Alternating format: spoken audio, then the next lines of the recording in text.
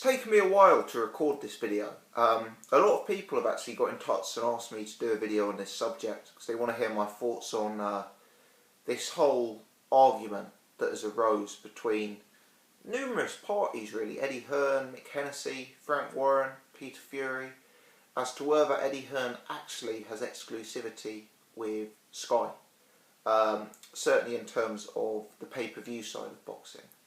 Now, Eddie Hearn has really downplayed this in interviews.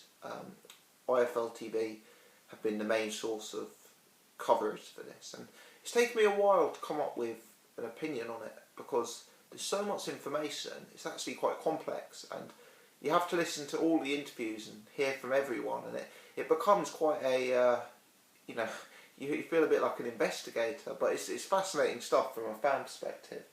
Now, in his interviews, Eddie Hearn is very keen to sort of downplay this, really make it seem like it's a non-issue.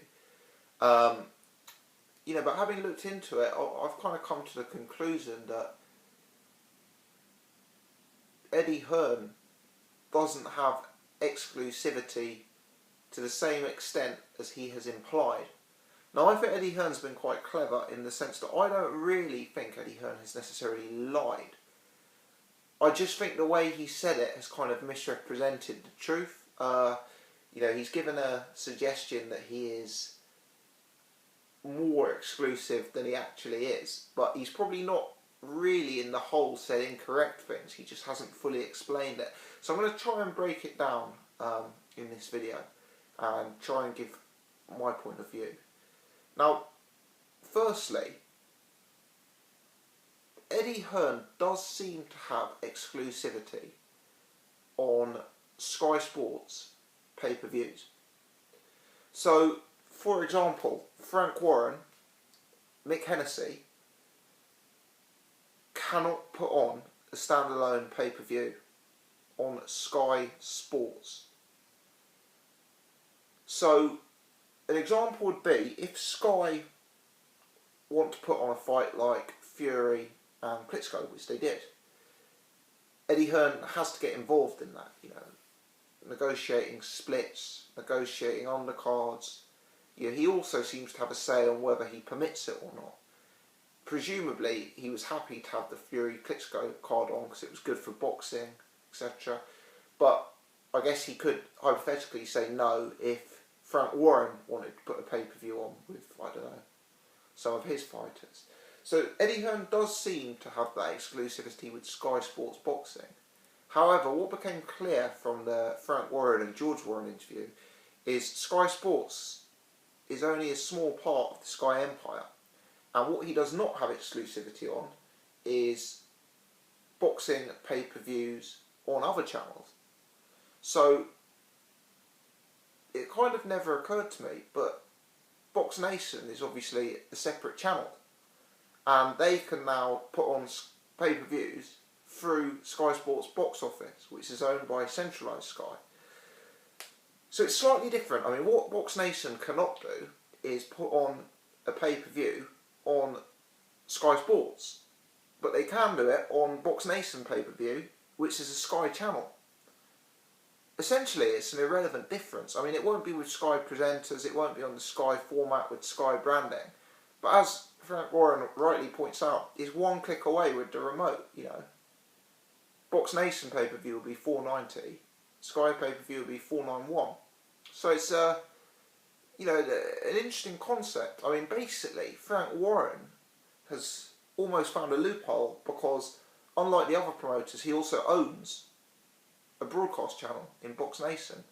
And just like other channels do for things like wrestling,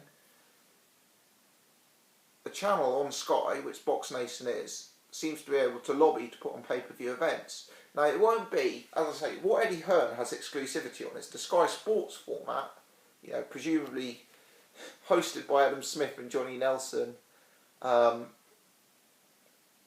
with Jim Watt on commentary. So that's what he has exclusivity on, the Sky Sports pay-per-views. But really, I mean, that strikes me as quite an irrelevant thing to have exclusivity on. I mean, don't get me wrong, what's more valuable is the fact that it will be cross-promoted on other Sky channels, you know, because he's got that network with Sky. But really, is there any difference between having it on 490, which is Sky Sports pay-per-view, or 491, which is Boxnation pay-per-view? I mean, it's actually an interesting debate. And as I say, what Eddie Hearn doesn't seem to have is he doesn't have control over other broadcast channels putting on other pay-per-views, even if they involve boxing. So Frank Warren cannot ring up Sky and put on a pay-per-view without Eddie Hearn's consent. But Boxnation, who effectively is the same thing as Frank Warren, can ring up Sky Central, Sky Distribution, Sky Head, you know, and get their channel to broadcast a pay-per-view. So I think that's a really interesting distinction. Now, a kind of separate debate is the Peter Fury debate, where he's saying that actually you can put on a pay-per-view via Sky Sports. So that one is the more grey area, because Eddie Hearn is saying that due to the relationship he has with Sky, he wants the best for the channel, he wants the best for British boxing. He's obviously got some interest in having some small cut as well. He's happy to permit things like that to be on pay-per-view, but technically Eddie Hearn could stop them. So Eddie Hearn can't stop Boxnation speaking to Sky Central. You know, that seems to be factual. Can Eddie Hearn stop? Can Eddie Hearn stop Mick Hennessy from dealing with Sky for Fury-Klitschko type fights? In theory, yes, he can. If he's got the exclusive relationship with Sky, maybe he could in theory say, sorry, if he's got the exclusive relationship with Sky Sports, in theory he could say, yes, you're not allowed to put on Fury-Klitschko. But practically, because of the business that he's in, and because of the fact that Sky hold most of the cards, if they are inclined to put something on, if they want to put something on like that, really, he's not going to be able to stop them. You know, he's not going to be able to say no to them, because they are the client at the end of the day. They hold the purse strings. So it's quite interesting. You know, his position is seemingly weaker than I had anticipated. Effectively, he's got exclusivity of Sky Sports Saturday night shows. He's also got exclusivity on Sky Sports pay-per-views. But Sky have shown that if there's such a big fight out there, like Mayweather-Pacquiao or like Fury-Klitschko, they will lean on him to get him to put those on Sky Sports pay-per-view. And he has shown so far that he won't stand in the way of that. You know, if the fights are there to be made, he probably knows that it wouldn't be in his long-term interest and longevity of his relationship with Sky. Now, don't get me wrong, this does still put Eddie Hearn in a strong position. He has exclusivity on the Saturday night shows, so it seems. It means he can put himself in a position to hopefully negotiate cuts for himself on events like Fury-Klitschko.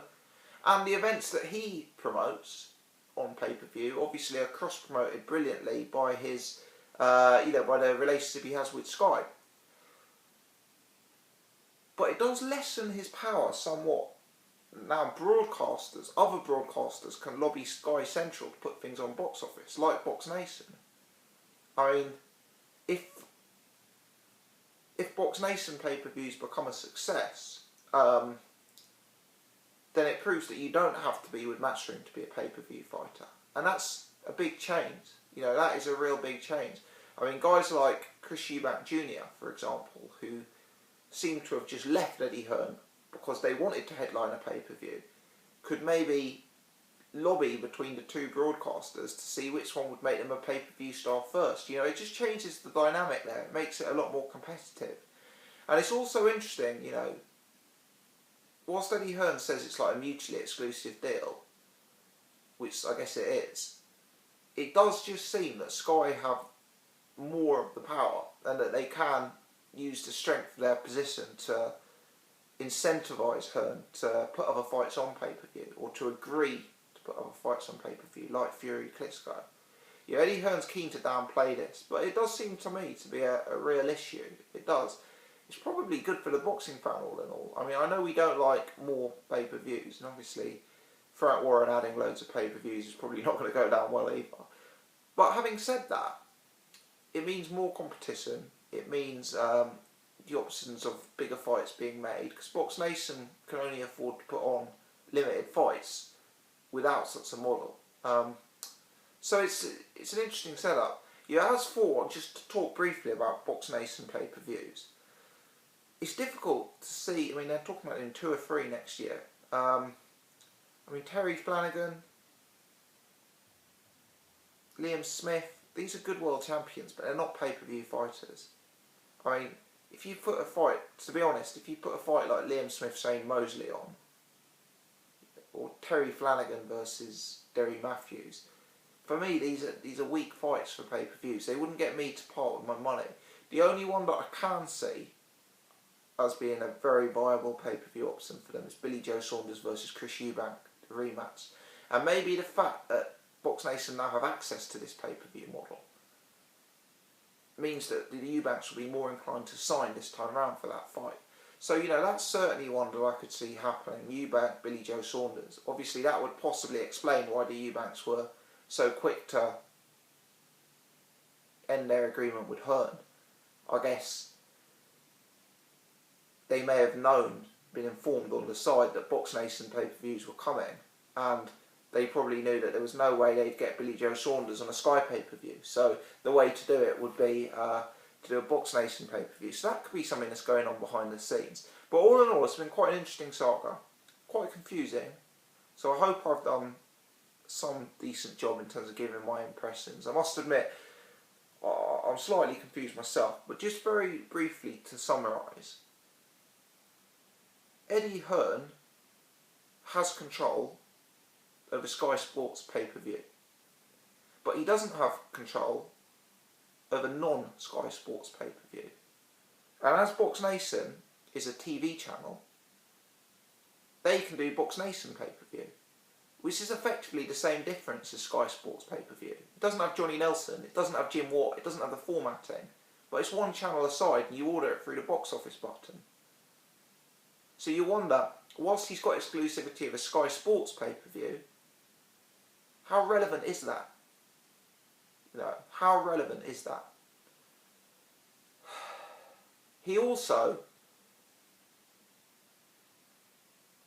whilst he theoretically does have total control, in practice it doesn't work like that, because Sky Sports want to run a profitable business. They have their own financial agenda and will lean on him to make Sky Sports pay-per-views like Fury Klitschko. And because he wants to ensure the longevity of that relationship, he doesn't have the capability to really say no. He has to succumb to those requests, even if he doesn't want to. So Eddie Hearn is in a much weaker position than we first thought. What this could lead to is bigger fights on Boxnation, Boxnation growing and becoming more successful, having more revenue to spend. And you could also get the fighters who move around a bit, like Chris Eubank Jr. They can kind of pimp themselves out as to which channel will have them on pay-per-view. You know, if Sky don't believe Chris Eubank Jr. is a pay-per-view fighter yet, maybe he goes and courts Boxnation, see if they'll make the investment in him. Interesting stuff, a lot of politics, a lot of drama. This may not be the end of it yet, but it's been an interesting saga and I wanted to put down my thoughts. If you've enjoyed this video, do give me the thumbs up. It's Christmas Eve, so happy Christmas to everyone who's subscribes to the channel and tunes in. I appreciate all the support. Thanks a lot.